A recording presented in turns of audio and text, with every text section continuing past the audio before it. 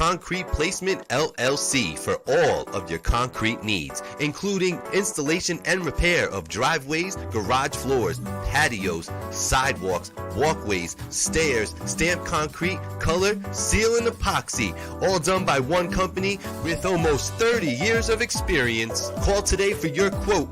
Allcrete Concrete Placement LLC, 845-413-9459. Allcrete Concrete Placement LLC. House of Barbers, located right across the street from Marist College on Route 9. House of Barbers. Call today to get your fades, regular cuts, edge-ups, beards, hot towel shaves, apparel, and gift certificates for your loved ones. Open Monday through Thursday, 8:30 to 4:30, late on Friday till 7, and again open on Saturday till 4:30. Contact Sal today for your appointment or just walk in. 845-232-5036. House of Barbers.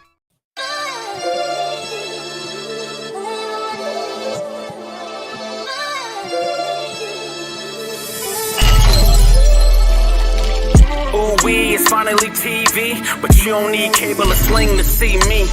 Black on his soapbox, Gabe in his bag. Now that's some real black ink, load the 9 with the mag. First take, the last take, we can juggle the top. Like a barber with the clips, the way we talk in the shop. And since life is like a movie, we gon' stick to the plot. That's why we sponsored by the brand and scrape the white off the top. Get it? That means we dope. So I'm money my brothers and sisters to stay woke. And we gon' lace the product with facts and straight jokes. The voice of the valley is here to spread hope. Supports a steep slope. They gon' have to let me cook. I don't know how to stop. From the culture to the music, anything else hot. Catch us every Tuesday once you step in the house. Cause all they really wanna know, what we talking about. I'm out.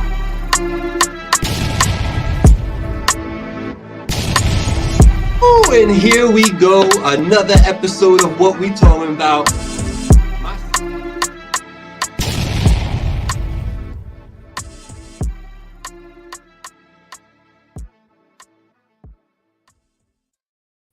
I am not AI. This is actually Gabriel, finally TV in the building. I cannot speak for my co-host. I don't know if he's AI. I'm pretty sure Angie is the real Angie. Shout out to Angie. And shout out to the Rec Boys. Man, AI taking over the world. But I just want y'all to know, I want to lead with, I am not AI.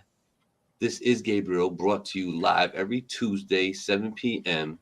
What We Talking About podcast with none other than co-host, co-creator, King Blakout.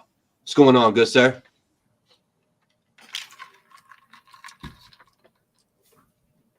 Why you take so long to answer?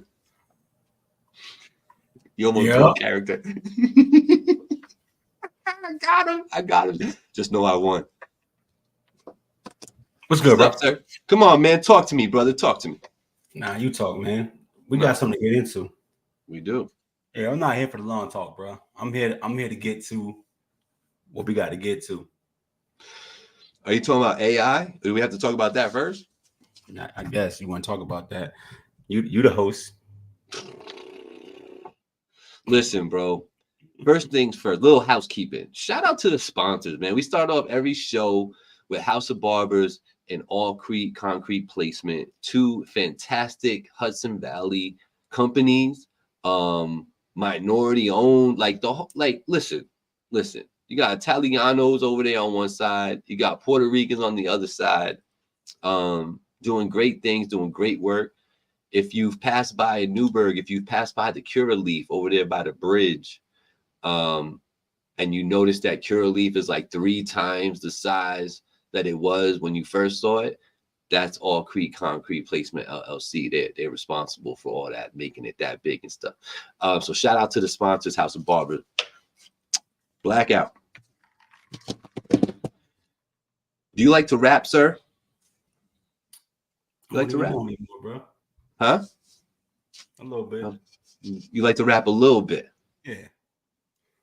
All right. From what I know of you, you're a writer's writer. Like you're one of those people that takes the time to pen their lyrics and really make it all make sense. There's really not a lot of gibberish when you listen to King Blakout.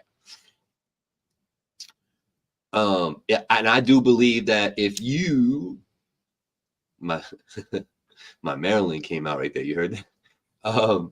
If you made a diss track and you were dissing me and it was Blackout says fuck Gabriel and Finally TV, that verse would be latent with just, diss after diss after entendre, just dissing, just say, whatever you could say to just get under my skin, you're probably gonna say, right? We got some diss tracks that came out, my friend, in response to one Kendrick Lamar, K-Top. There ain't no big three, it's just big me.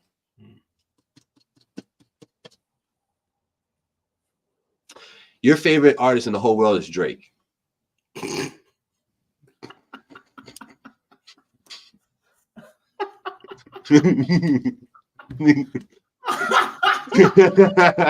Go ahead. Go ahead. All right, so your favorite artist Drake came out, and shout out to Jay Arroyo. He's the one that put me on to it. So shout out Jay Arroyo. I didn't get into these comments, man. I'm sorry, y'all. Rec Boy Shy, what's going on? Loic in the building. Rec Boys tomorrow, 7 p.m. Facebook. Yo, listen. When I heard the Drake track, I've heard both versions now. Right? There was one that came out with like a reference track kind of beat, and then there's another one that had a different beat. So I've heard both. Honestly, I didn't really mind the beat. When I first listened to Drake, I was like, yo, he's talking kind of spicy on here. I like it. I like it. Stirring the pot. I like it. The response by the people was, it's kind of meh. And then Rick Ross dropped. Like 180 seconds later. The Ross one is just funny to me. I think it's just Rick Ross being Rick Ross. I didn't see anything crazy about it. What is your take, sir? My take on what exactly? What is your take on the response specifically by Drake to Kendrick Lamar?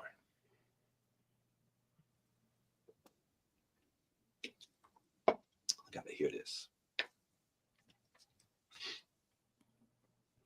You still looking for the words? Champagne Poppy 1. K. Dot Donut. Ooh, that's the take. We potted now. Let's go. Let's go. I mean, what you want me to say? Like, I think optically it's crazy that niggas treating Drake like Thanos. Well, I think it's nuts. I think it's nuts that niggas treating him like that. Now I understand why. I understand all the different beefs going on and whoop, but I just think it's optically, it's nuts. And I think he milking it.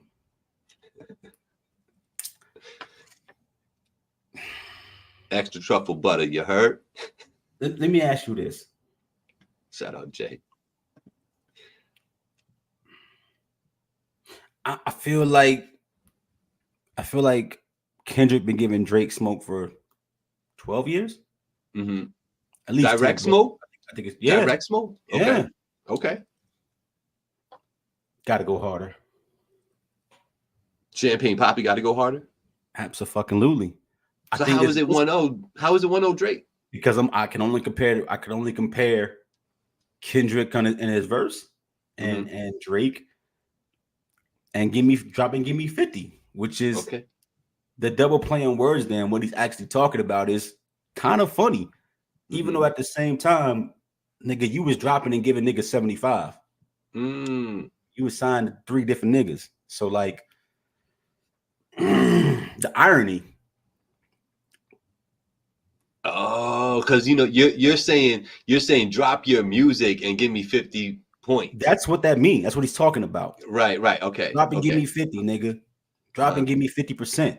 Right. I mean, it's funny in the push-up metaphor, but he's talking about, you know what I mean? And points. What's crazy is that K-Dot ain't even in that deal no more. Like everybody know his last album, he got out of that deal. He talked about it openly. So like it's not even 50 no more. Like he out of that deal. Right. But it's still funny. It is funny. And he was talking spicy, bro. Spicy. First thing I told Jay, shout out to Jay Royal, man. He's the first one that hit me. He was like, yo, peep it. I was like, yo, Jay, he's talking so spicy. I kind of like it. And the fact that Rick Ross drops right after, we'll talk about that in a moment.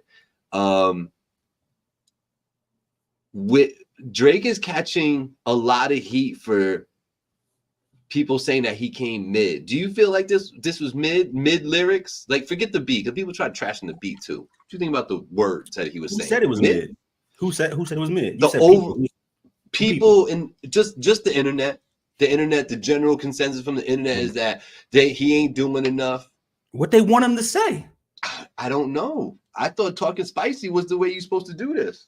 I think for a nigga who was fighting off a fucking being jumped, he swung at every adversary. Like, he did what he's supposed to do. Like, unless he gonna do a 12-minute song, like, what you want him to do? He gave Kendrick basically a whole verse in the beginning. And then he gave everybody else, you know what I mean? Chin taps. Gave a little to Ross, gave a little to Metro, a little Nas. He giving out Ja Morant smoke. Like, he did what he's supposed to do. Everybody, listen, I see you too. Chin tap. Out of those people, why Metro booming though? Because he made beats?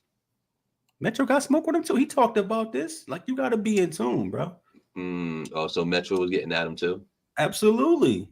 Oh, okay. Bro, he put out a joint album with Future saying, "We don't trust you." What do you mean why Metro booming? What you mean, gang? I guess. You're right. I kind of felt like he was just there, and that's why he was catching heat. No, you know? And Metro talks about this on his socials. Like, he got a problem with this nigga. Yeah.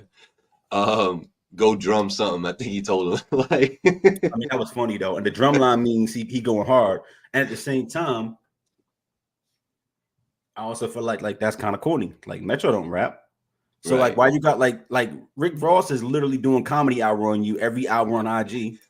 Go talk to Ross. Why you keep posting drumline memes and getting marching bands and shit like that? The fucking Metro. That's kind of corny. Go do all that shit and go fuck with Kendrick. Right. Do all this shit and fuck with Ross, who banging your line every hour with a new meme.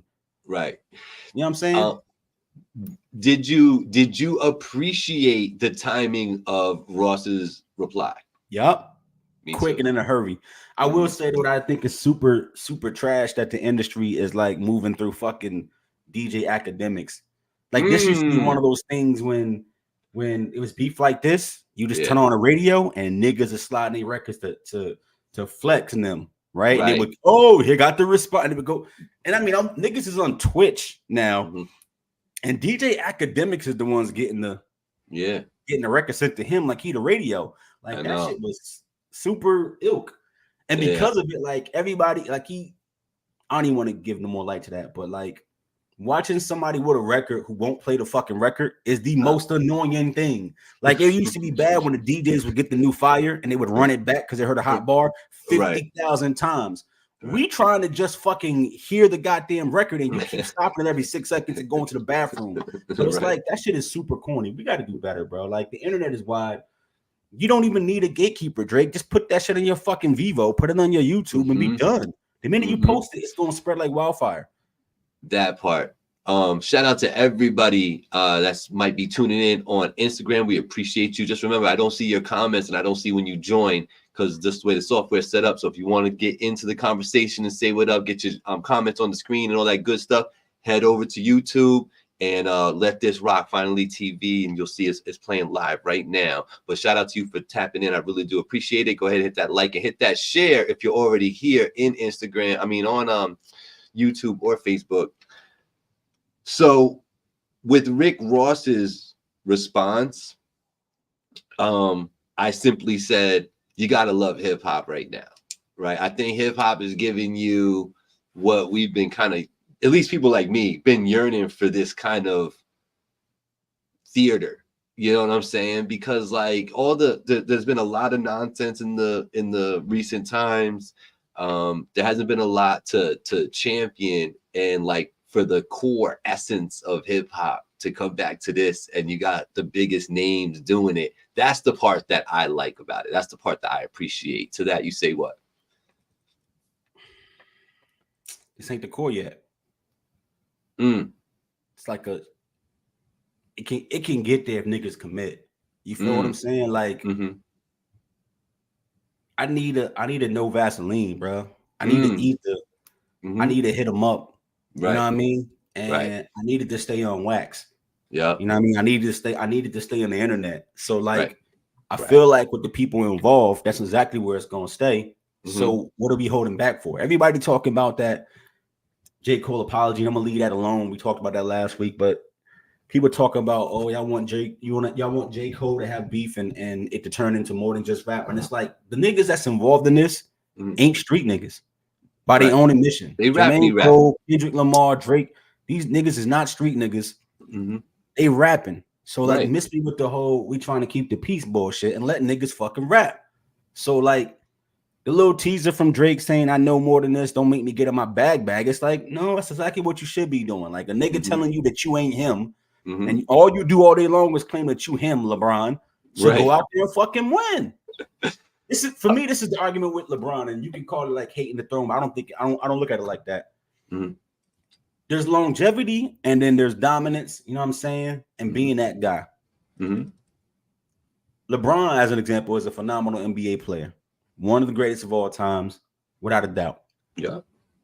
I'm not even going to shit on him because Jordan got 6 and went 6-0 in the finals, and he went 4-6. There's no reason to. I'm just going to say that they got different types of greatness. But if I was building the team, I'm picking Jordan first every time. And to me, it's not even nothing to think about because you don't got to wait. Not for me. You don't got to get to the promised land and can't finish. Correct. And it's all about them chips when you're talking about being in the Mount Rushmore, right? Correct. Yeah. That's what it matters to me. And people 100%. that like big up his longevity and all that, all those counting stats, great. If you play at a high level for 21 years in any kind of sport, you're gonna own all the fucking records. That's just what it's gonna be. But when it matters, when it counts, what do you do with that? So for me, Drake, when your biggest contemporary calls you out, here's what you don't do. Dip a toe in, take a toe out, play scared. Do memes at the producers, right? You know what I mean? Like do like that. That's lame. That's go fucking rap. You dropped it. You dropped it. I'm waiting for the response when I get in round 2, and I want to see niggas go in. Yo, speaking of round 2, bro, it got me. I thought that Kendrick AI joint was real. And that first verse, that's what I'm talking about, though. So salute to AI for getting it right. But why couldn't that really be Kendrick, though? Ain't no answer for that, bro. Y'all gotta do better with these AI records, though. Like when that Drake shit leaked, it was obvious it was the Drake record, at least to me. And it was just questioning it, and I understand why. Everybody's scared of everything nowadays. Yeah. But like, there's a difference. There's a difference. Right. You can hear it.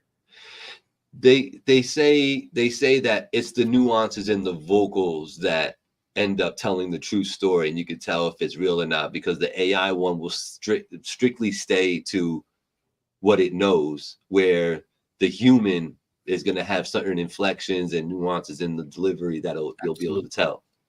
Absolutely. You know, and how it's going to write a record, like how it's going to present the information is just as important. Right? Like you listen to that other AI Drake album, you know, or that record Heart on My Sleeve, which is super fire, by the way. But like just the subject matter and the topics, they're all like, it's all plays on other records he's already made. Every line is a play on something else he's already said in a similar fashion. Right. This Drop Me 50, Give Me 50 record wasn't that at all. Right. So you just heard it. Yeah. I think everybody needs to hit the like or hit the share. If you haven't done either one of those already, so just minimize this video, hit the like for me. Let's make that skyrocket. What I'm figuring out that once it goes into double digits with the likes and stuff, Facebook starts treating it differently and it starts putting it like a little bit more in the algorithm. Isn't that crazy that it actually shows it to the people that, you know, that follow the page and everything? Like that's some concept. Send out notifications as a content creator when your people are subscribed and new video, they get a bell sound. They don't do that no more because they said they can't keep up with demand. It'll crash their shit at this point, so they don't do that. Yeah, a lot of niggas didn't catch the Drop and Give Me 50 being about splits, but if you tapped in and you was like listening to how he set it up initially, you would have caught it. Because he said he's like call up top and then Drop and Give Me 50. Right. Listen, Monster, what they're doing, this is very traditional hip hop right here. That's why I appreciate it. It's just I'm the best. I'm better than y'all. It's really, they haven't really even released anything, damning or real personal that's like, oh, you slept with this chick and this was my girl. There's really none of that has really dropped out yet. It's just literally braggadocious, and I'm better than you. I don't agree. What you think it's more than that? Yeah, it is more than that. They're just so do tell. So like no. They haven't said, yo, you slept with, you know what I mean? Mm-hmm. Carmen Electra kind of shit, but they've insinuated what all the beef is about. You know what I mean? They've all said, even when Drake is saying to that nigga I used to hit the gritty, I know what you upset about already. Don't worry about it, kid. Like about, you know what I mean? They're all insinuating what the beef is about. Mm-hmm. No, they haven't come out and just said like, yo, you know what I mean? Yeah, with your peoples. But all those punches that seem vague, they're only vague to us.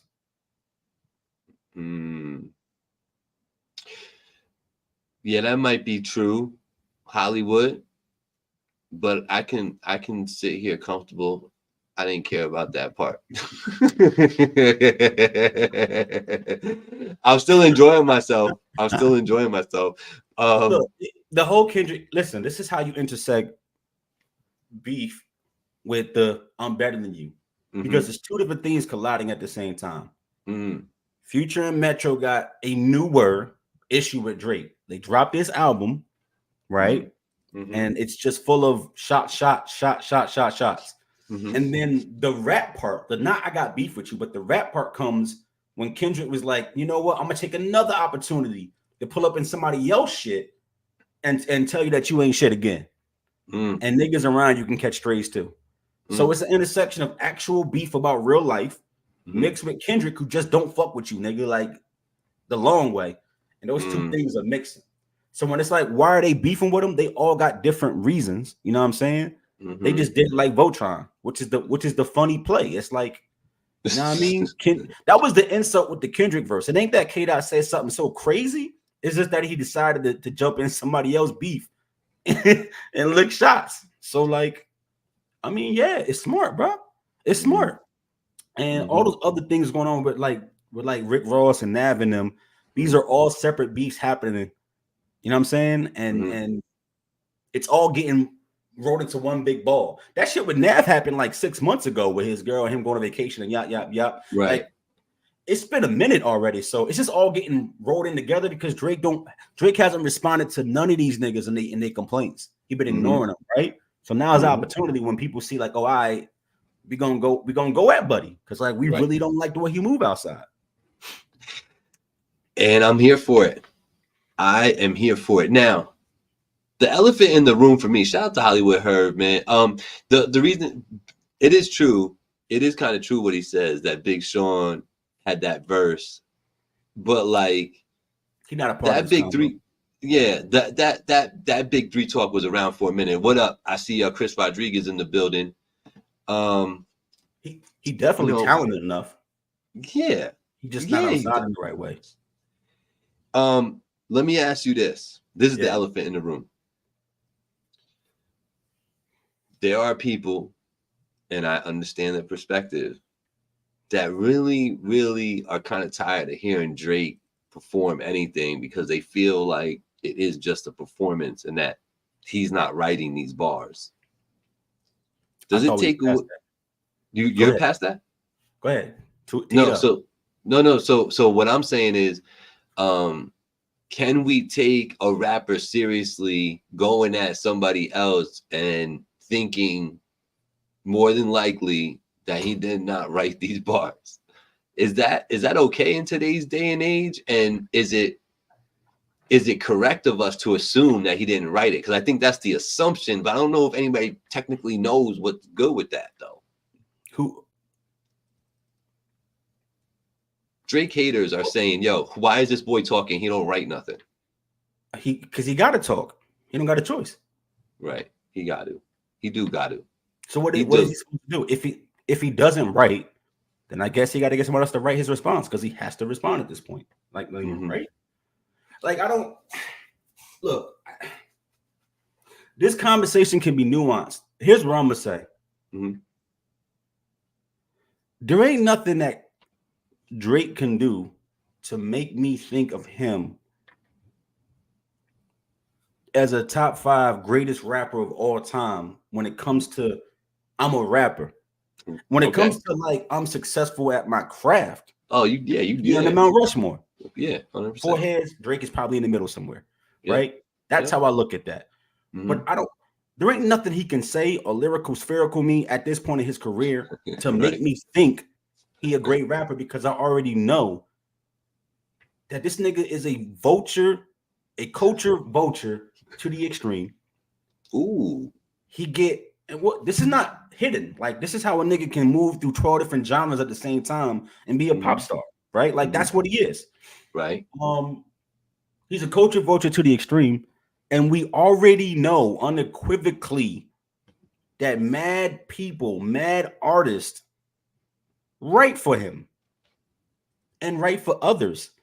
When you listen to that, when you listen to this record, Jumbotron shit popping, and you listen to Lil Yachty's version, you like, yo, Lil Yachty? This is who you took bars? Lil Yachty?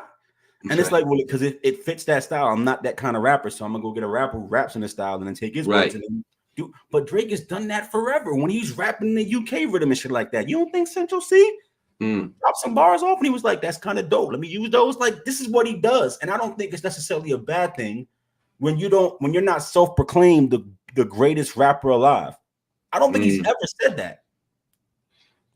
So for me, I don't think it matters. I think it matters more for like Kendrick and Jermaine. Like, how hard do you go with the lyricism? I don't think Drake, the best way to win this war is to out lyrical these niggas. The best way to do it is to shame them out the playing field. That's all you can do. I'm gonna out rap this. I'm gonna out style on you. I'm gonna drop some news that niggas don't know. I'm gonna get at you and hurt you in the kidneys. Like, I'm gonna touch you in those ways, because he's not finna out rap them boys. Right. And I think that, because that's how Pusha beat him, right?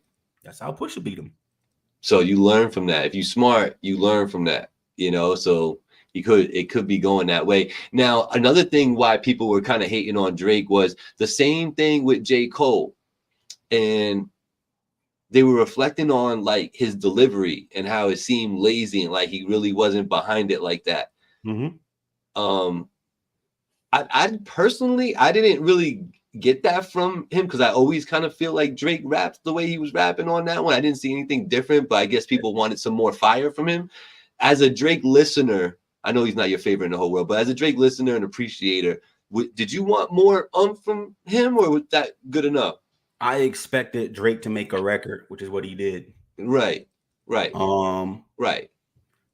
When Drake do those, 5 a.m. Unbridled Path type of records, those work too, but he's never like super aggressive in your face. Right. I'm gonna scream at you on the punches. Like, that's just not his delivery.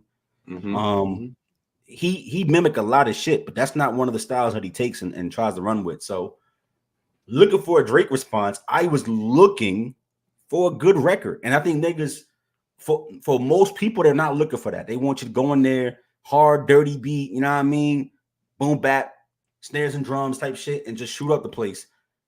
If Drake tried that, it wouldn't work, because that kind of record requires you to have a certain kind of energy and live in a certain kind of space.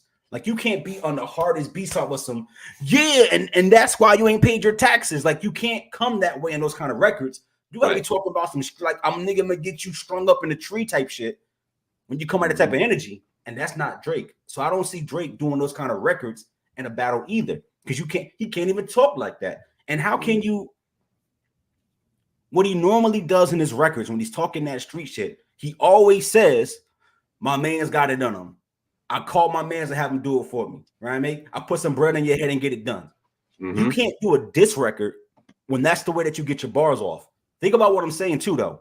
Right. Drake never ever says, I'm gonna shoot up the spot, ever. In hundreds and hundreds of records, he always says, I know some real killers. I know some niggas in the 6. I can get you tapped. I know my man's got it on him. He always tells you, I got people around me that do that. So in a battle record, you can't use that line. It doesn't work. Right. What are you going to do, bro? That's why he can't have a record like that. Right. Right. That's why he makes songs. Well, this is what I say. I say shout out to Jacob Anderson. Peace, fam. To you too. Thank you so much for tuning in. I know you're doing your thing on Mondays, man. Shout that out in the comments, please, so everybody knows what to do. And I just want to say, going back to Hollywood, it's a little different. I know there are exceptions to every rule, but like the reason why Jay-Z got a pass for always spitting out big lyrics was because he literally was doing it like paying homage to him, saying it in the bar like, I want y'all to remember this, man. Type. Everybody knows that that's Biggie's joints, and like he said, he knows his own flow was foolish. So I personally thought it was stupid when people were coming at Jay about that. So that's why he got the pass for that. That's number one. Number two, Benny the Butcher getting shot and called and robbed and calling the police. You expect him not to call the police? Because it's good. I mean, I'm gonna tell you this. Talk about it. All right. If I'm in the street and I'm in the hood and I'm putting myself there and I'm going for something and I get caught up in something, I get robbed and shot, I'm not calling the cops.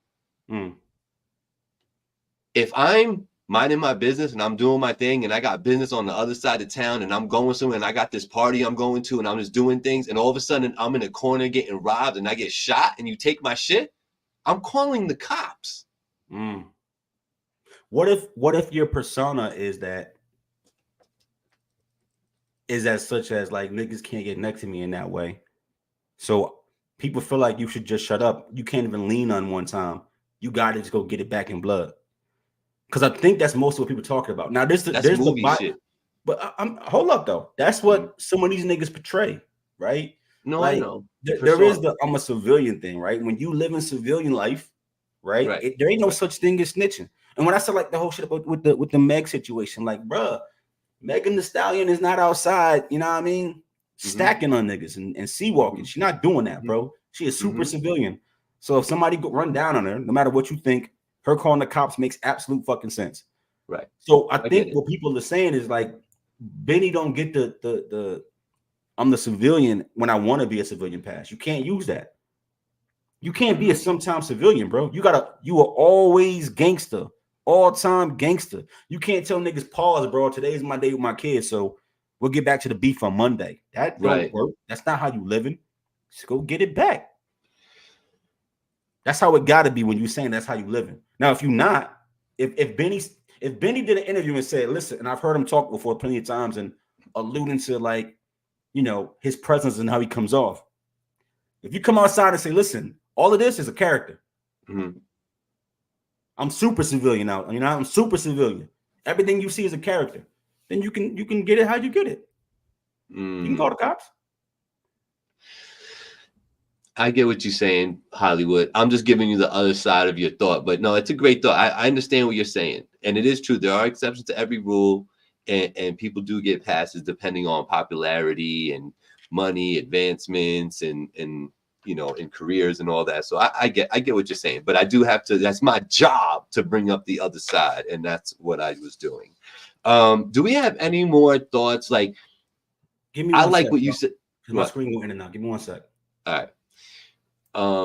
What I like what he was saying was to see like round 2. Like now I'm looking forward to it. You know what I'm saying? Like now I want to hear like what are you gonna say next? Because you heard everybody like responding and replying back to what you did and reacting to what you just did.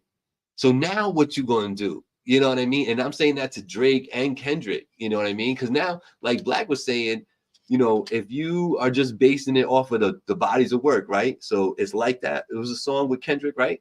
So his verse versus what what Drake was doing, I agree. Just like in terms of battle rap, sometimes in battle rap, if there's 2-minute rounds, but I spit for 3.5 minutes and you stick to it and you do 2 minutes, a lot of people are going to say I did better and won. As long as I wasn't boring, I just had more material. You know what I'm saying? So I think that's what Black is getting at when he says that it's 1-0 Drake, because just Drake did more. You know what I'm saying? He just went longer. Pause. But yeah, I would love to see. Yo, Mons, what's good, baby? What's good? Benny told the police, and they kept his money he had on him. Police officer, and they kept the money. He made a song about that. He didn't call the police. That's all cap. Oh, see, Mons be known because Mons is a big time Benny the Butcher fan. So there you go, Hollywood. Benny did not call the cops. That's from. I'm about to say it in a derogatory way. One of his biggest fans. Let me get Black in here. All right. So Drake is definitely up one. Yeah. You gonna ask me a question? What was your question, bro? I don't know. It was too long ago, bro. I'm like a fish.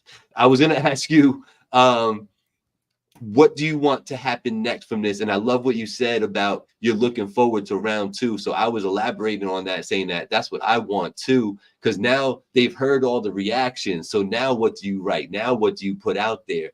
So my assumption is you're just looking forward to a good down and dirty battle back and forth here.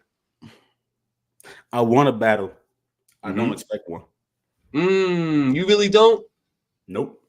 Nah, I don't. Really? I don't. What about the comments? What do y'all think? Do y'all think they're gonna play this out like for another round? I think Kendrick on the clock. All right, you asked for the smoke, and I think it depends on how hard he go and what he say. It depends on how hard he go, but mostly what he says. Yep. Right? Because that's what this is all about. Like, why you want this smoke so bad? All right, I'm acknowledging the smoke. What you got? Right. And if he come out and do some dastardly work, like super nasty work, right, it can get there. Right. I don't agree. But until I see him do that, I don't expect it to go up. I haven't heard Kendrick in a battle with nobody else. So I don't know if he's willing to go get the Gensu. You know what I mean? And kill Bill shit. And that's what I'm saying. Like, it depends on how far he's willing to go. If you just come back jabbing again, that's pointless. So you either got to erupt or you got to leave it alone. And if you leave it alone, you look like a super bitch. Like, you can't do this for a decade and get the smoke you finally been asking for and then come back and be like, I'm better than you. So I want to see what it look like when he get in that kind of bag. That's what I mean. That AI version of the Kendrick response is going to spoil me, bro, because that's what I'm looking for. If y'all ain't heard it, you should go listen to it. It's entertaining. It's great. It's great. I know you kind of made fun of Ross by glazing over his inclusion. Is that what I did? Glazed over his man inclusion in this beef. I salute Ricky for standing out his skin and talking his shit. Absolutely.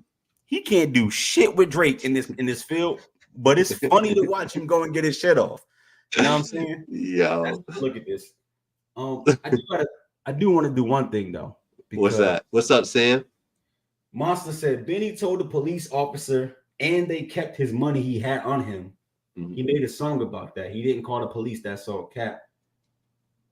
Then he said he was shot in the parking lot of a Walmart. Of course, the cops came.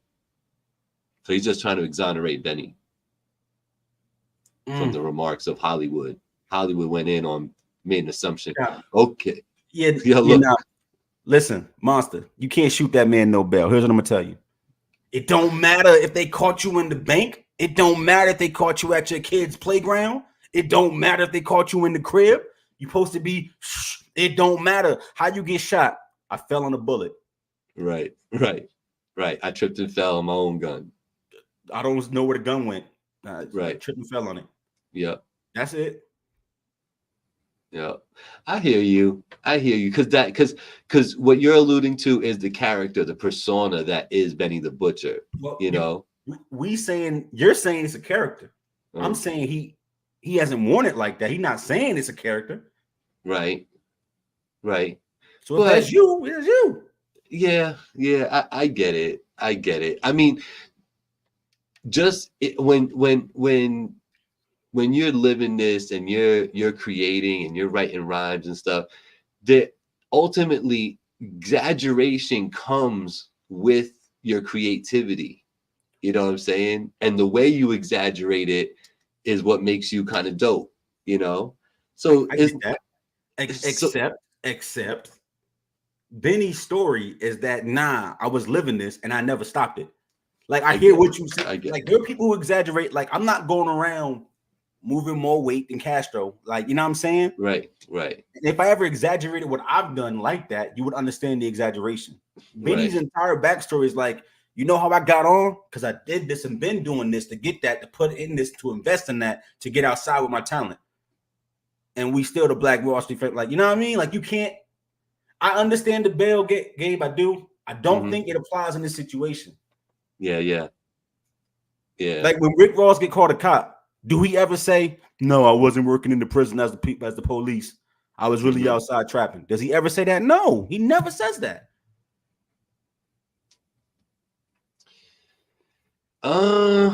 Man, Hollywood. That's why you definitely need to get a spot on a podcast, man. Because you got some interesting takes, man. It's very well thought out, and you're very articulate, and so that's why I respect it, and I'll always give you some burn because it's a thought out thing. But why would you say that Kendrick is a better artist and conceptualist than Drake? Because you told him that he got good takes, and stop telling people who say shit like this that line, Gabe. It's your fault. But pure rapping, Cole, then Drake, then Kendrick, nah. I don't agree with that at all. Cole is out because Cole doesn't want to play. He don't want to be the best.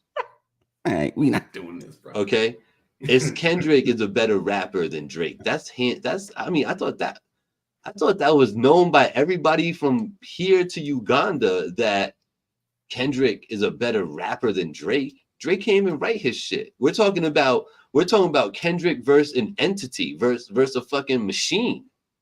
Right here. This is Kendrick versus 6 motherfuckers. So that's how you and view I this? think what's that? That's how you view this? Kendrick versus 6 people? Yeah. How you get that? Where those numbers come from? Because the other 5 that are writing these bars. Okay. That's crazy. Okay. Yo, Monster said again, he made a song about this. He said nothing to the police. In return, they kept his money, which he said was $10K. They never charged anyone.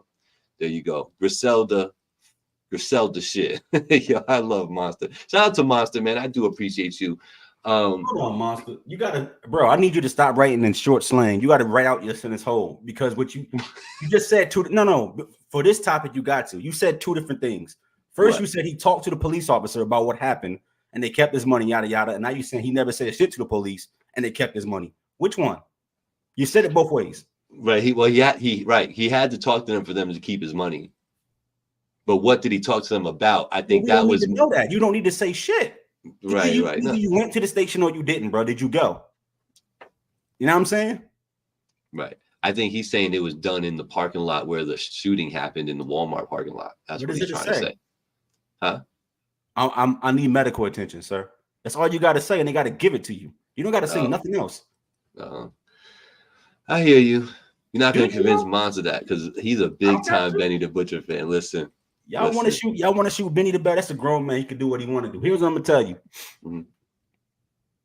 I am not La Coke Stra Nostra. You catch me off guard, you going to jail or you going to hell. Either one is okay with me. Either one. Whoever gets you first. I'm cool with that. Jail or hell. Both on the table. I get. Yo, as a matter of fact, shout out to old What We Talking About shows and things we used to do. Shout out to back in the day with Gabe, right? And speaking of this man, Kendrick Lamar, do you know that today marks the 6-year anniversary of him getting the Pulitzer Prize Award and all that for what was it called? Damn, I think, right? Yeah. Yeah. Shout out to Kendrick for that, man. He was the first rapper to do it, and I don't think anybody else done that since. No, right? Nah. It was the first time the award had gone to a musical work outside the genres of classical music and jazz. Yep. That's awesome, man. Just for that right there, talk about creativity. And you know, when you said masterpiece, putting together masterpieces, that came to mind. So shout out to him. That was 6 years ago already, bro. Time is flying out here. Nah, time is outside. It's gone. Word. That shit left already. That shit left already. Yo, speaking of left, on a somber note, you know, RIP to the legend. I'll forever be grateful that I got to spend a little bit of time with him and interview him and ask him, you know, questions about, you know, rocking with Big Daddy Kane and discovering Biggie and bringing Biggie to light. Mr. C, man, the finisher. Yep. Gone way too soon, man. Way too soon. 57 years old. It was sudden because he definitely had like shows planned for later that week and all of that. So this was not expected in any way. It was not like he was laid up. So, you know, my condolences to the family. And like I say, I did get a chance to interview him. If you haven't checked that out, check it out on my YouTube page. You believe in the rule of threes, Gabe? Well, I have three right here because I got Paul Nice, who passed away, Poughkeepsie legend, and then I got O.J. Simpson passed away. Yeah, I'm sorry, Paul Nice is not in this category. Not, I'm waiting for the next shoe to drop big time. You know, it's like I get what you're saying. Like that's not the same category as them other two. Like the finisher is legend in this shit. O.J. is one of the greatest to ever fucking do it, right? Right.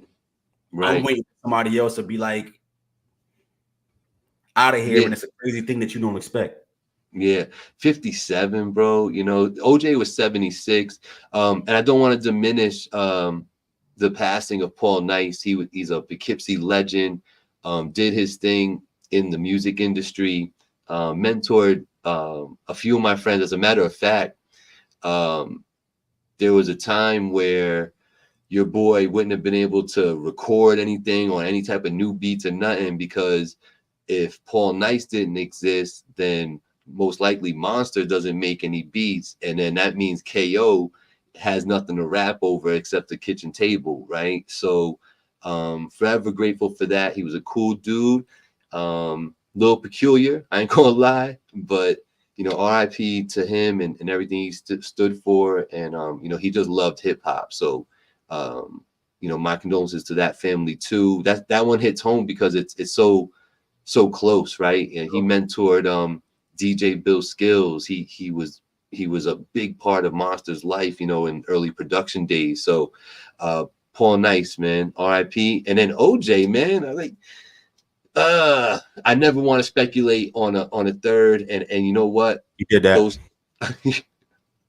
I'll take these three and say those were the three, man, and I'm not expecting anyone to go, brother. You know what I mean? Like, yikes. So as we move on into other things and crazy claims and all that, you know, sticking kind of close to where we were at with this whole battle thing,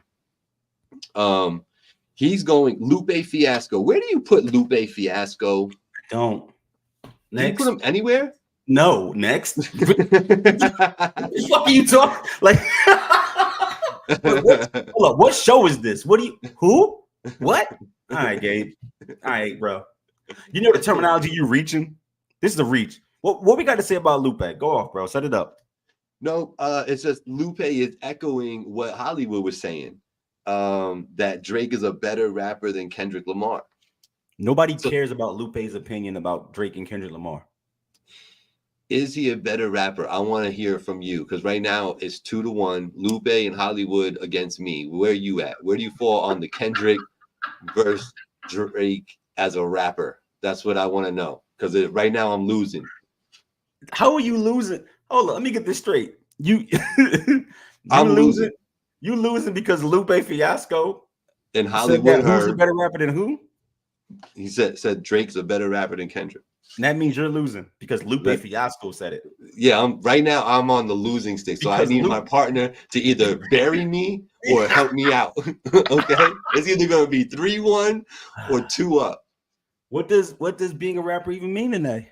I could talk about this for like 50 hours. I feel the same way, bro. Like, what does that statement mean? I guess, like, no, bro, there's no answer for this.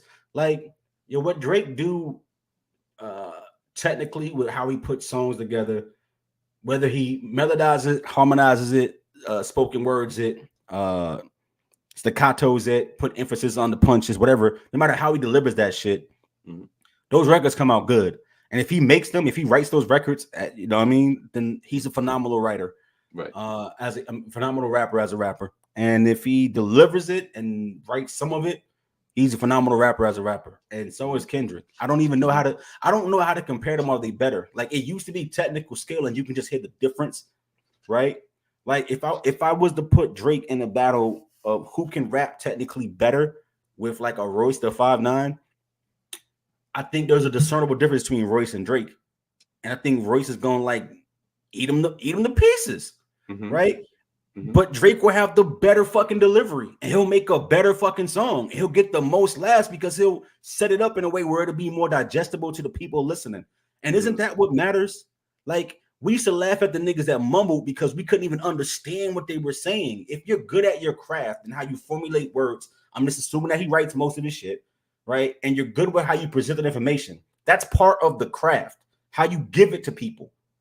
How are we able to consume and appreciate what you've given us? Drake is a master at that. And if he's not, whoever the fuck is crafting those records for him is a master at that shit. So is he a great rapper? Yes, by definition, because rap is just not about lyrical spherical. It's elements, bro. And I need all those. But if you told me I was going to put him on stage and across from the stage was going to be Royce the 5'9", and it would be no backing track and just the two niggas rapping and crowd participation who got the best punches, there's lots of niggas who can out punch Drake. There's very few people on the planet who can out rap Drake. There's a difference to me. Yeah.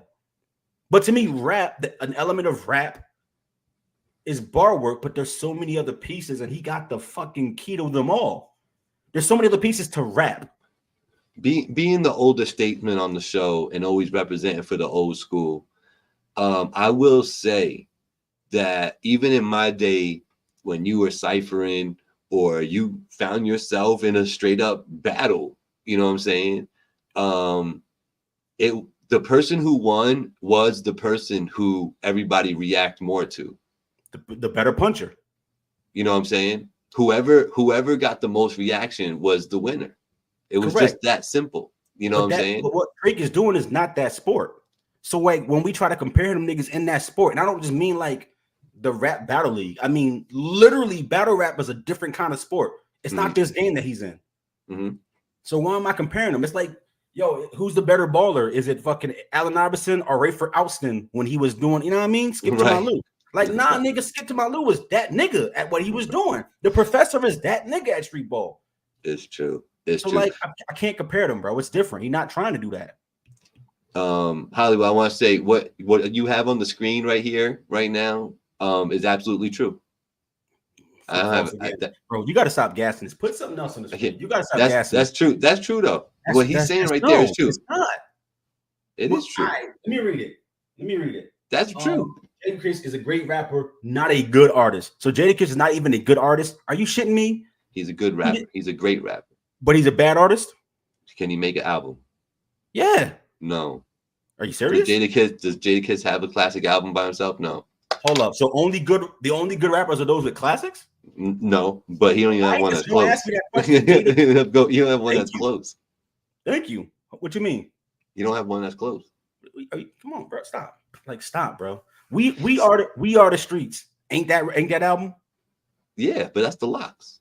So we don't. Okay, we gonna cherry pick and make our points. I'm gonna leave it alone. Yes, I'm talking about Jadakiss only. You got it. I'm gonna leave it alone. Ain't no point in arguing about it. I'm gonna leave it alone because it's disrespectful. Like, artistry and rapping, two different things. Agreed.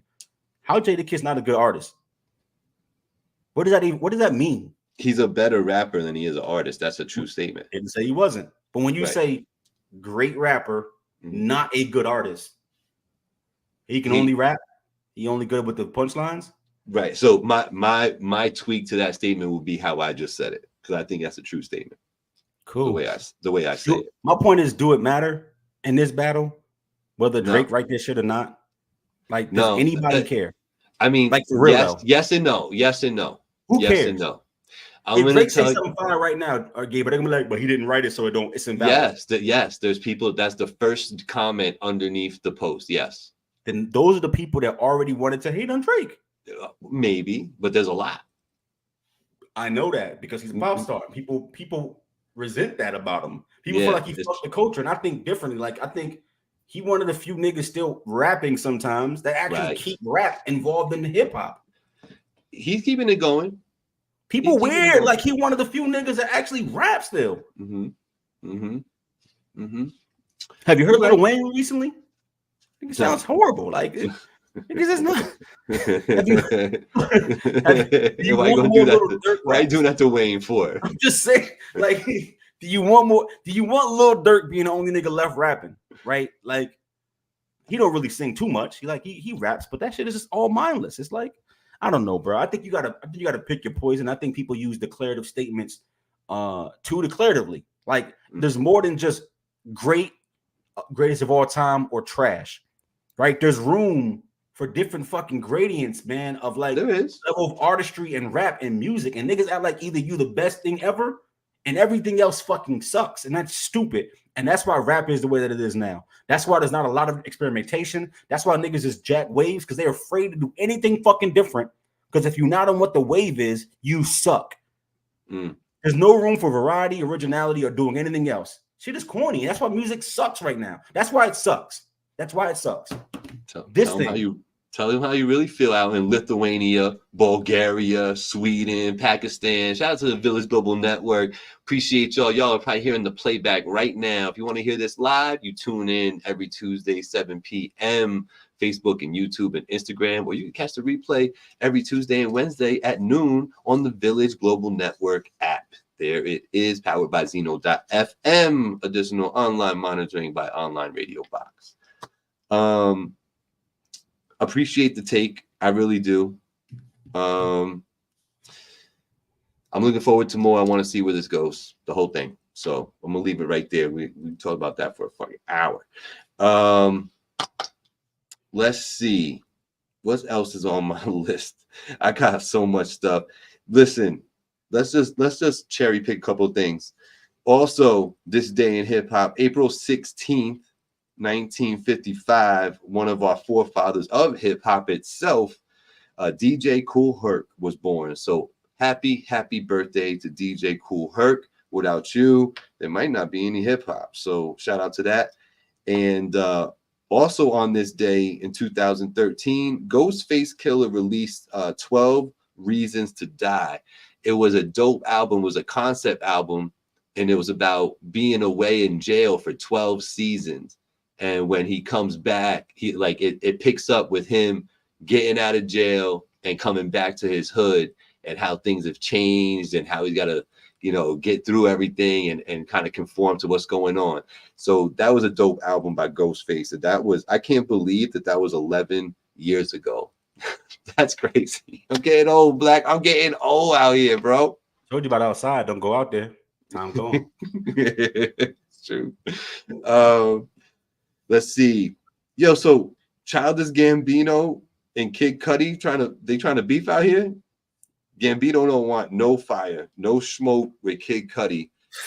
We gotta stop this. Go ahead. Talk your talk, bro. No, I'm just going through the headlines here. I'm like, why is Childish Gambino need to respond to Kid Cudi to shading him, telling him I'm not here for the beef? Like, really? Kid Cudi's out here wanting to beef with people? I don't know what's happening in the world today, bro. Like, come on, just make some feel-good music, something I could trip to and call it a day, you know what I mean? Are you looking forward to this new Gambino album coming? No. Are you? I am. He's one of the few where I don't know what to expect, and that to me is interesting. I don't know what to expect from that dude. Even like when he first started foraying with music, and like a lot of people, I got introduced to him on Community. Yeah. So as an actor playing this funny, goofy, nerdy kind of role, right? Hearing him swerve off and make Bonfire and shit like that. These albums that was kind of experimental, was like, that's different. Mm-hmm. It's always cool to see another side of somebody, right? Mm-hmm. But when he actually started dropping shit that was like, this kind of dope. Like, it's cool to see. Like the different acting parts, the directing shit. Like, you know what I mean? Atlanta is fucking an awesome show. Yeah. It's a show about nothing, much like Friends, but it's an awesome show. Right. He's a creative dude, clearly. Mm-hmm. So not knowing what he's gonna do, I find interesting. Oh, now okay. I may turn it on and it'd be like crickets and bumblebees buzzing in the background and Stacks playing a flute on it. Like I don't know what to, and I'll turn it the fuck off. Right. If he's rapping, I'll listen. I'm not mad at him, Danny. I'm not mad at him at all. I'm trying to remember what the name of that video was. He had that really like elaborate video where he was like in the This parking is America. garage. Yeah. That was a pretty cool. Like the whole concept for that was pretty cool. Dope. Yeah. It really was though. Iron Man or Supreme Clientele for me. Thank you. You got that right, Gabe. Good job. I know. Village Global Network. What up? What's going on? I was just shouting you guys out. What else I got on my list today? So J. Cole's album. Did you listen to J. Cole's album? Might delete later. You did? So did you listen to it after you knew he apologized or before he apologized? Both. Okay. Did you feel differently about it after? Because it's missing the last song. Did I feel different about it? Did you feel no? He already tucked his tail and said he wasn't with the smoke, and all he did was reaffirm that he's not with the smoke and took his diss away. Like it's some of the softest shit I've ever seen, and that's okay. I'm gonna let Jermaine be Jermaine. He already said he's not about this, which cool. Then you just should never say nothing. Just don't ever say you're the best at nothing if you're not willing to prove it. That's my only problem with this. That's stupid. Nobody told you to go make first and shooter. So you were the big three. Say you wanted him. You a GOAT. You put in work and then not back up your claim. Like fucking stop it. Stop it. Stop it. Did you like Mike Delete Later?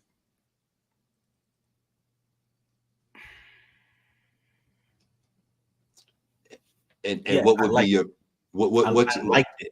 Yes. What's your mic rating? Are we doing the source? Yeah.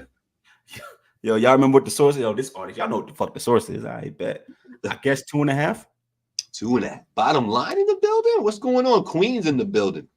2.5. 2.5? Yeah, I liked it. It was a 2.5 means you play it one time, you don't play it again.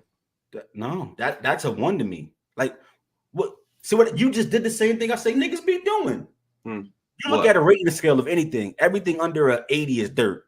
Anything below a 90, anything from 80 to 90 is like mid, and 90 to 100 is the greatest thing of all time. So like everything below a 80 is trash. That doesn't make any sense. To me, halfway 2.5 is 50. Correct. So halfway means you're mid, you're average, you're regular. That's what it's. So why would you want to listen to that again? Gabe, you didn't ask me, do I want to listen to this record repeatedly? You asked me, did I like it? And I thought about it and I said, yes, I liked it. You asked me for a rating and I said, it's average, 2.5. 2.5 means, listen. All right, so bottom line gave it 3 mics. 3 mics means you're going to play it again, to me. Two mics means, 1 mic means, why did you make this? I'm turning it off before I finish. Is this what the magazine said? More or less, complete trash. It was was 1 mic. Okay, thank you. 1 meant caca. Yeah, caca. Number 2 mics meant what? It meant only the hardcore could listen to it. It was like something like, I'm trying to remember because it definitely had them sitting there. Because then I remember 5 was classic, 4.5 was dope. Right. Damn, what was 2? It was something like needs work or some shit like that. 3 was average. I could play this again. 3.5 was 3 was worth a listen. 3.5 was worth listening and I'll spin it again. 4 was good. 4.5 was dope. 5 was a classic. Gabe, that scale is an 8-point scale, which makes no sense. You can't skip the halves in 1.5 and 2.5. When they gave those out, like they gave out 1.5s, they gave out 2.5s, they gave these out. They did. So do we need to pull up what the ratings actually were to have this conversation? Because I'm telling you how I meant it. Okay, all right. No, I appreciate how you meant it. I get it. So you say it's average, and if it comes on, I'm not going to cut it off. We're talking about might delete later. I'm telling you right now, I'm not playing that joint again. Bet. Let me ask you this. How did you feel? And I want to hear from the comments too. How did you feel about Joyner Lucas's joint? Because I know we both listened to it around the same time.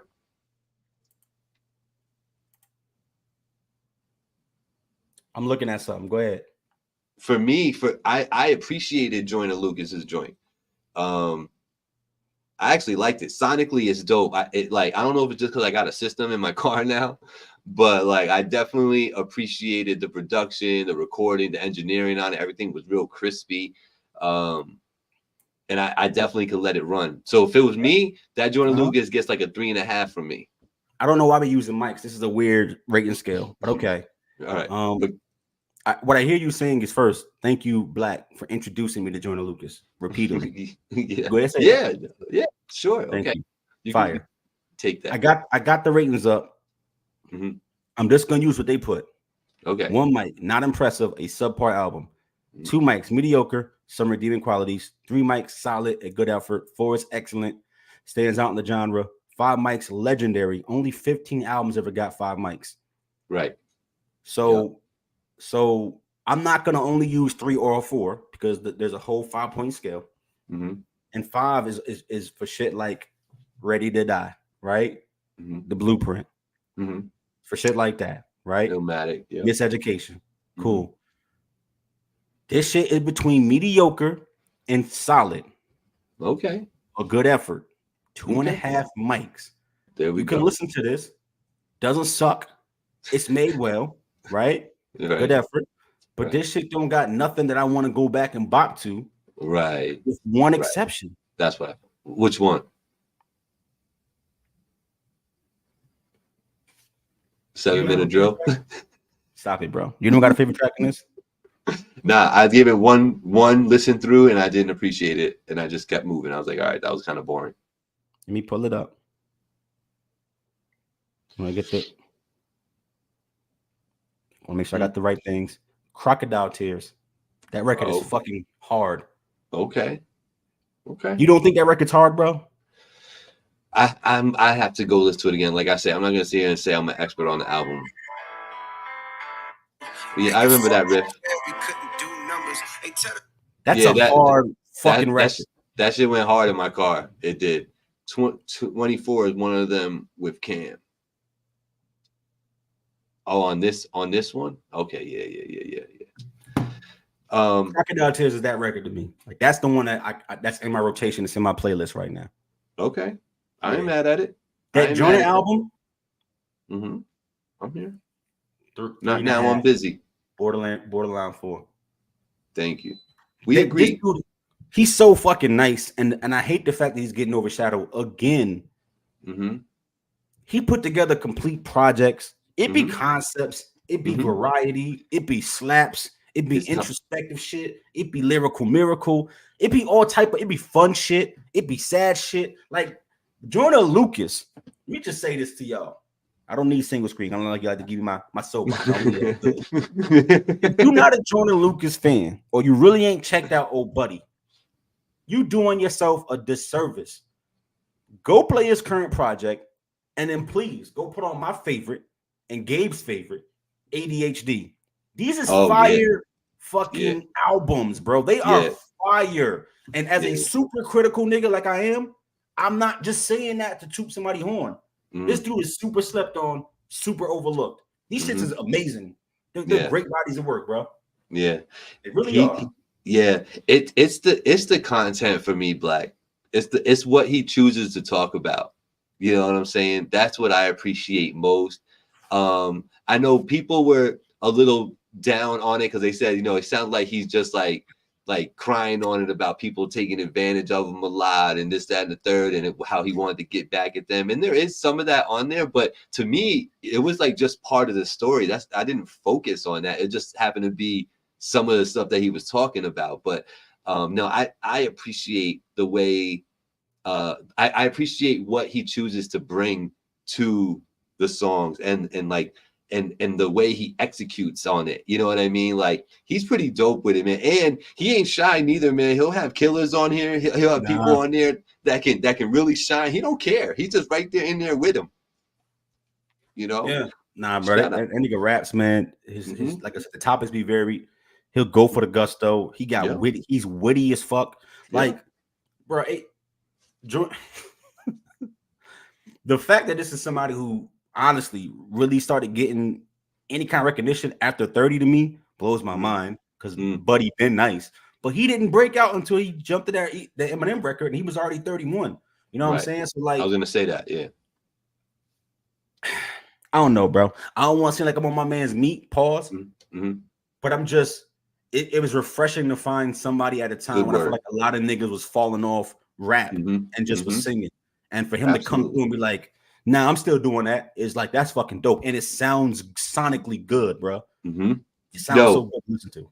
Yes. And that's kind of one of the first things I said when I started talking about it. And I honestly don't know if it's because I got the system in my car now, but yo, it sounds so good in my car, man. I gotta tell you, man. So whoever engineered that, salute to them. Not for nothing, bro. I listened to the Ransom and Harry Fraud joint. It's called Lavish Misery. It's called. Yo, I'm a fan. I'm not gonna lie, man. There's some joints on there that I actually like.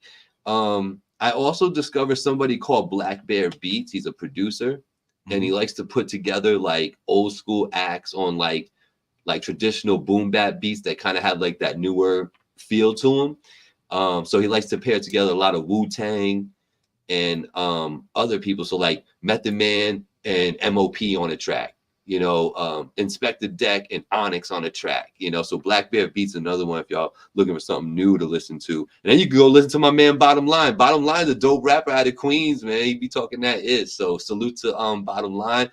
Speaking of things coming out, you still working on something personally? King Blakout, what's going on? What you got coming? Yeah, that's coming. What's coming? That's coming. That's coming.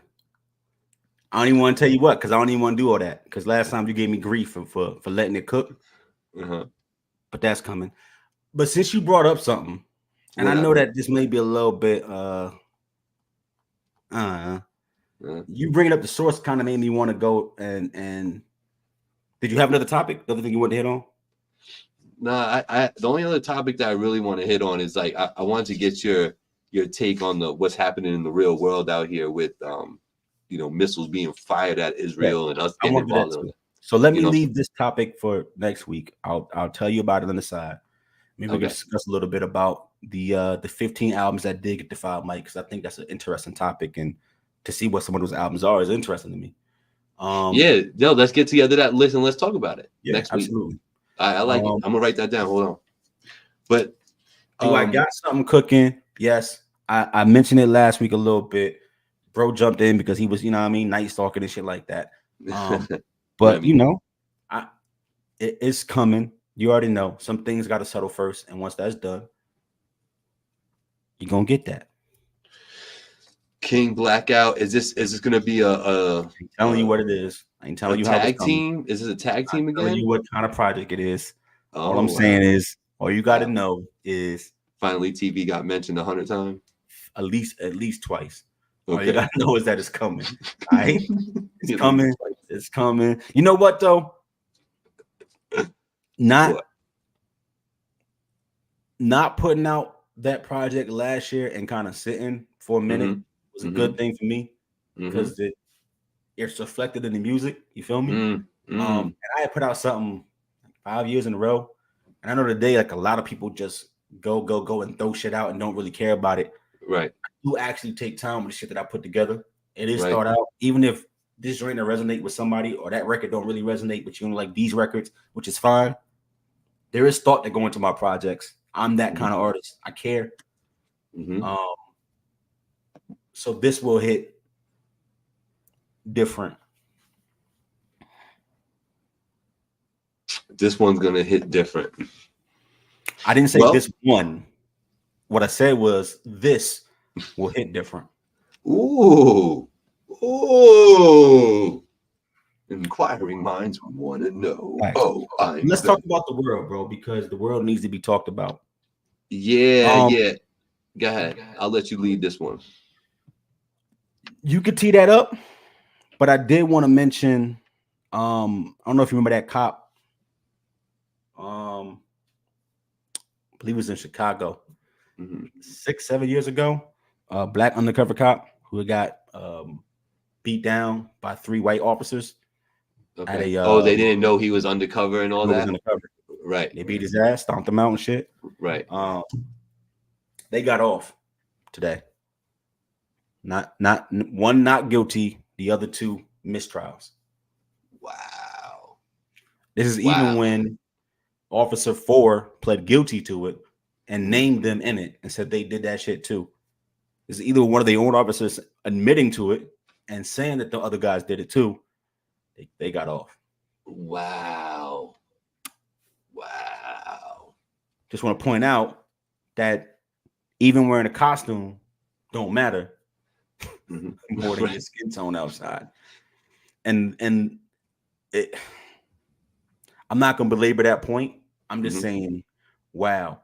I believe one of the first, maybe it wasn't, but during the first, at the very latest second season of this show, I think I told you and everybody else about being in uniform, being in the military, and then visiting the same place the very next night out of uniform, and the difference that the way people treated you and how stark it was.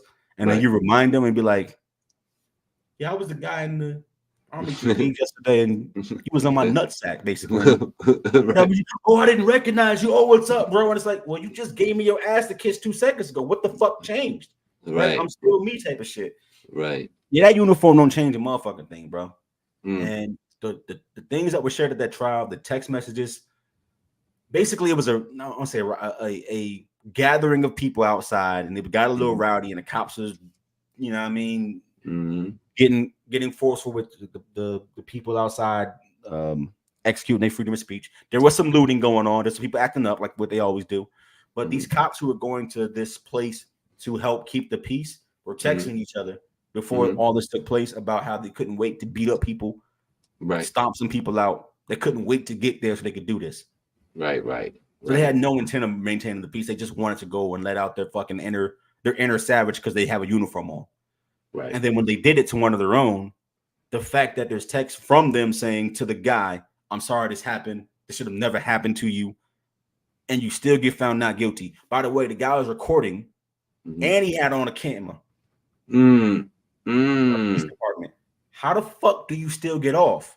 They got tampering with evidence charges, lying to the FBI charges, everything. Either not guilty or mistrial. I wonder in that case, like when the 2 mistrials, do they get to retry that? They can, but there's no way. Why would you even waste the time? When clearly the jury pool is so tampered or so, I don't want to say it jaded. When clearly they don't want to convict to find them guilty. By the way, last little bit. On the civil side, they gave him $23 million for it. I was gonna say he still can G off on the civil side, but he got it. They gave it to him. $23 million. Wow. $23 million. So I maybe I'll dive into that a little bit. I would like to know like what caused the mistrial. The jury the mistrial is because the jury couldn't come to a conclusive decision outcome. A hung jury, basically. Hung jury. Not mistrial because of evidence tampering or something like that. Just because I was gonna say like communication leak or something. You know what I mean? They said they couldn't. They only spent 2 days deliberating. By the way, not 2 weeks. 2 days. It was like, nah, we can't do this. To me, that sounds like somebody in that jury was fucking tainted and just wasn't gonna convict no matter what. You know, Black, we do have a responsibility to report on the world like we always do. We kind of pride ourselves with being that way, right? And the fact that this is going to get played in Israel and it's going to get played in Iran, you know, I would like to talk a little bit, and you know, just to bring the people up to speed, if they don't know, if you've been a loyal listener, shout out to you, and you'll know what I'm about to say. You know, Black has been part of our armed forces. You know, he's served for this country 2 tours, right? Is that right? You know, he did 2 tours. So when it comes to like government like issues and like political stances and anything to do with like kind of, you know, military forces and things of that nature, I tend to really appreciate what Blackout brings to the table with that and his perspective on it, because he's kind of lived that whole situation, and he's aware, right? He's not closed eyed to everything, so he's actually aware of everything. So I like to dig in his brain a little bit, pause, just to figure out, you know, his perspective on things. And I think on this platform it's dope because he shares it with all of us, not just me, because I could do this all day on the phone with him, but it would kind of defeat the purpose. You know, we know that Iran went and shot off on Israel 300 different projectiles, whether they were drones, missiles, or whatever. They say 99% of them got intercepted. At first, they said it was U.S. forces that intercepted it. Then they took that back and said, no, it was all Israeli stuff. They did it all. They stopped 99% of it. Okay. Now Israel's saying they want to retaliate. Obviously, my fear of Blackout is a world war. You know what I'm saying? Yeah. This is big. The fact that no one even is paying attention to what's happening over there. Right. So talk about it a little bit. You know, we don't got all the time, Black, but this is something that I definitely wanted to bring up today. So talk to me a little bit from your perspective, what you saw and what possible outcomes, you know, you might be concerned with. Sure. I won't rehash why there's no peace in the Middle East. I will just say that there is no peace in the Middle East and there never has been. Mm-hmm. And the way we're looking right now, we're probably at one of the worst points we've been in a long time in regards to that. I'll just set up the Iran part for this. Iran is a nuclear power to the highest extent, right? They are not an ally. They got them things. They hate us. And there's a proxy war going on in under the guise of this Israel and Hamas shit that's going on. Hamas, West Bank. I'm not sorry, not the West Bank.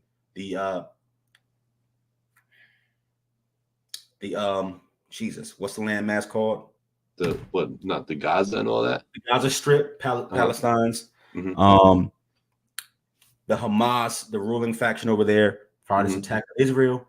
Israel responds, and then in that melting pot, you have Iran, who is funding dissident groups like the Houthis and all that, also taking shots at Israel and funding the resistance, as you would. So the reason why I don't. It's hard to talk about without sounding political. I'm trying, y'all. Just bear with me. Right. Whether Palestine and Israel, whether there should be two states or not, is a different discussion. I'm just telling you what the fact is. Right. The U.S., the only reason we're in Israel is because it is strategically viable. I mean, it makes strategic sense for us to have a capable ally in that region. Mm-hmm. That is how we got involved in the first place. Mm-hmm. And that's why we defend Israel at all costs. They are our main ally in the Middle East, which gives us access to other things there and allows us to have a strategic ally in that space. That's why we're there. We don't have to agree with them, but they are important. And over the years, we've helped them and we've given them billions of dollars to build up their defense, because a lot of people don't like how Israel is handling the Holy Land in that space, which is why a lot of countries got smoked with them.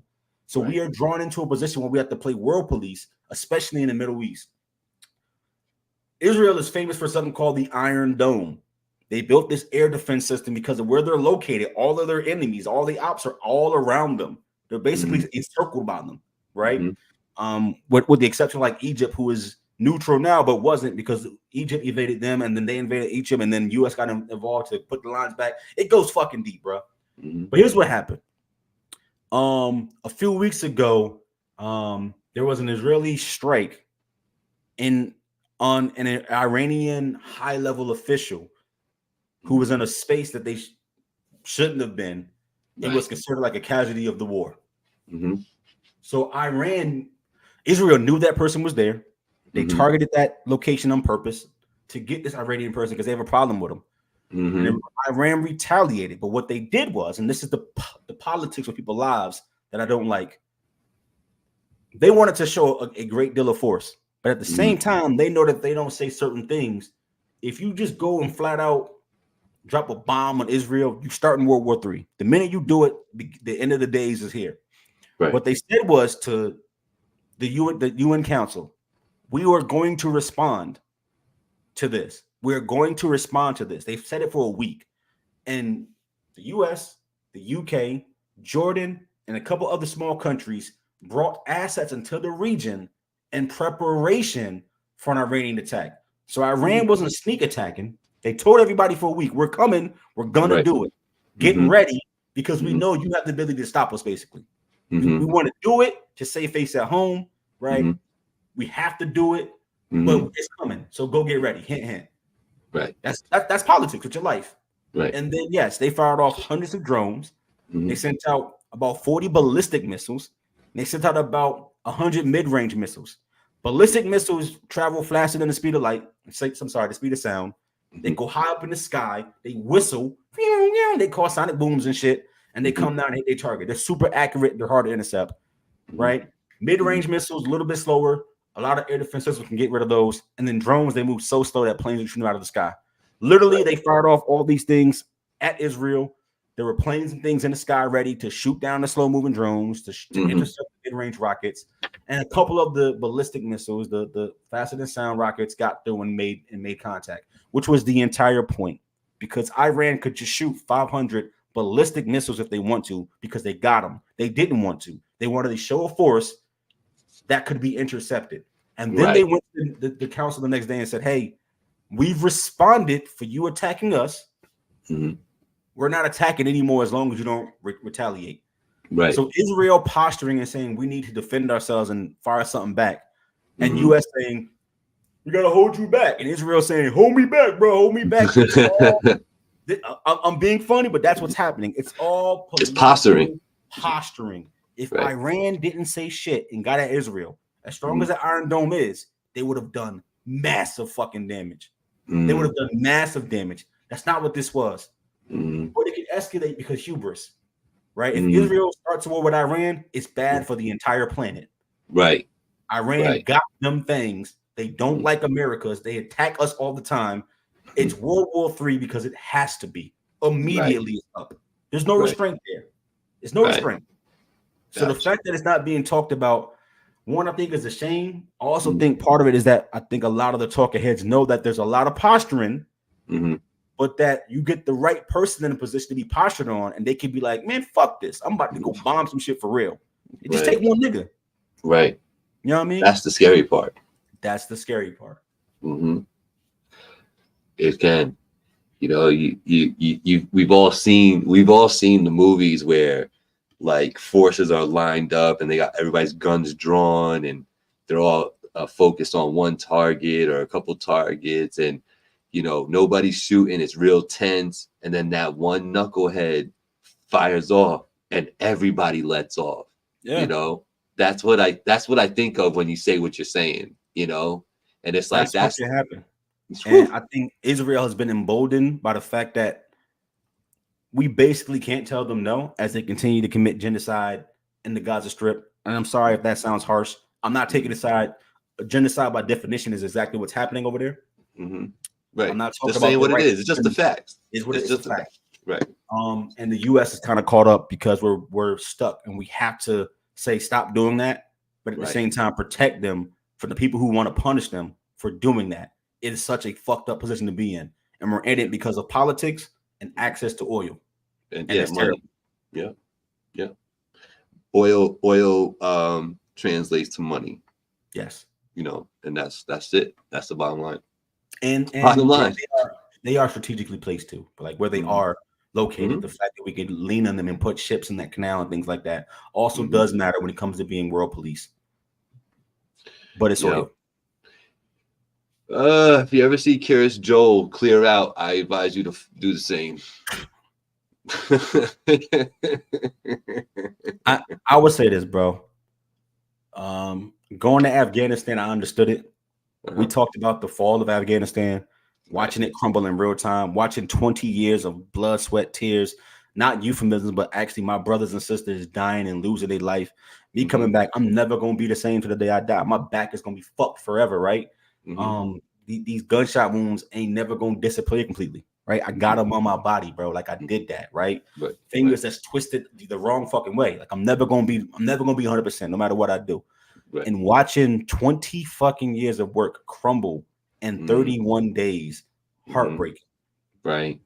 I do not want to be drawn into World War III because Israel don't know how to have an appropriate level of response to an outmanned force that is blockaded on a 20-mile strip of land that they already control.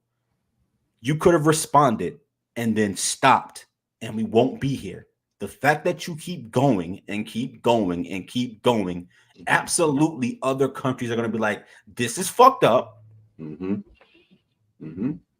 should not stand. And shame on you, USA, for supporting somebody who is doing that. And they're not wrong. And if you don't agree with people losing their life who are not involved in the conflict, I don't know what to tell you. That's the problem. I don't have no problem with defense, but there's an appropriate response. Iran, and my point in saying the Iran thing, Iran said, we're going to throw bombs at you because you attacked us, but you have 7 days to prepare. Please go prepare. Right. So that we don't wipe out half your population. Like, that's just how war is today. That's how it is. Right? Yeah. Russia, we're going to invade Ukraine, and it took them 6 months to actually do it. They built their forces, they waited, they looked. You know what I'm saying? Like, there is a pomp and circumstance to war, but there's also some real facts. Like, you almost kind of say what's going to happen before it happens, right? What's happening over there? It's crazy, and it needs to stop. There's no more point to it. Yeah. Would this might be silly to ask, and I want to ask this just for anybody who might be thinking it, right? If it wasn't for nuclear weapons, do we care if there's a world war? It's not a world war if the whole world is not involved. So what do you mean when you ask that question? I mean, if there's no nuclear weapons to shoot. You're asking if Iran and Israel went to war right now, would we care? Yeah. If Israel's involved, yes. Gotcha. We have to care. Gotcha. Okay. If Iran went to war with China, would we care? We'd care economically. China's our biggest trade partner. Would we defend them? No. Would we help one of the sides? No, but we'd care. Right. So, like, what's your question? What do you mean? Would we care? What do you mean by that? Well, I don't think I articulated my question correctly, because what I was asking was, take the world, right, the way it is situated today, but there's no nuclear weapons in the world. Nuclear weapons don't exist. Do we care if World War III were to break out if there's no Who is we bomb? When you say that? And it's like, Americans?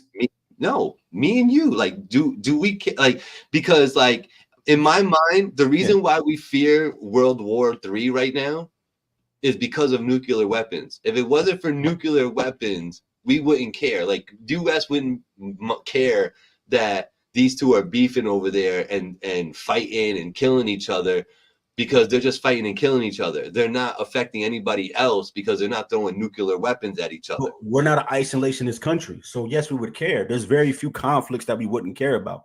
I understand your point, right? We're scared. You're afraid of a world war, what you're saying, because of the nuclear aspect. Like, it would destroy the planet. That's not even a conversation. It's over. We're all done. Right. Would we care if Iran and Israel were at beef and we were not involved with Israel and there were no nukes? Would we care? Right. But Israel was still our ally? Yeah. I mean, yes, we would still care. Right. The fallout would be different, but you couldn't let Israel fall completely and let Iran's sphere of influence grow. Right. No, because we need that position there. No, I get that. I get that. Black man, this is why I talk to you about this stuff, because I love your perspective on it, and I know you be paying attention, like legit paying attention to this shit. And it's nice to get the insight. You're kind of like you're like the Cliff Notes for us.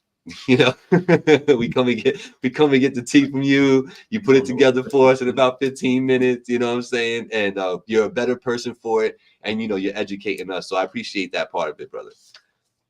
No doubt. You gotta inform yourself. There's a big world outside.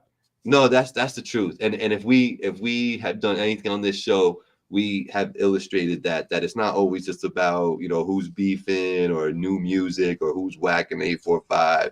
It's you know, there's a bigger picture here. You know what I mean? So and I like to encompass all of that. That's why this is what we talking about. Black man, what's that? Who's whacking 845? Everybody, not me. Shout out to Damn Voice in the building. Listen, great show today, great conversation. I'm really looking forward to next week's conversation. Now, with we're gonna discuss the 15 albums that did get 5 mics in the source way back yonder. At least And touch on it. At least yeah, touch on it. Gotta go we'll deep. touch on that. I think it'll be dope. I thought at some point we were going to talk about the greatest R&B artist of all time. Oh, thought we were doing that. Who's that? Thought we were going to do that list. Oh. Yeah, I mean, hey, we could do that. We need to incorporate, bro. I'm just saying. We could do that. We could do that like a top 10 or something. When we did 50, woo, did we drag 50? Yeah, we could do a top 10 list. Why not? That's not enough. You mean we get how many? Because give me the Dubski. Give me the Dubski. 20? Yeah, top 20. All right, we'll do 20. If you just got in here, please hit that like, hit that share. I really do appreciate you up in here. Man, any last thing before we get out of here, Black? Nah, man, life is good, bro. Good, the bad, ups, the downs, the slips, the falls, the stands, the runs. When you prosperous, when you down bad, it's all good. Even when you down bad, that means you have another day to make your shit better. And when you up, you have another day to enjoy all that life has to offer. You can find your happiness in any one of those gradients. So please do that. Embrace what it is that this thing is called life. People get up out of here all the time. And as far as I know, we don't get a second go. People talk about, what's that word? When you come back as a bird and shit. I don't want to come back as a bird. Reincarnated? You know what I'm saying? Yeah, I wasn't going to say it. I knew what the word was. I don't want to come back as a bird. So I'm going to just be the best version of Black I can be. Enjoy my time while I am on this earth. So love those who love you. Love on your loved ones. Keep it a bean. Be you. Go live, love, life. Shout out to Dan Voice. Yeah, man. Just keep it a bean. Well said, my friend. And on that note, this is what we talking about. It's your boy Gabriel for King Blakout. Super producer Big Ange. Hazel and Louie. What up, Hazel? What up, Lou? Cass, what's good, girl? Yo, y'all be good. I thank y'all so much for tuning in this week. I really do appreciate y'all. Catch us next week. Catch the replay on the Village Global Network. We out.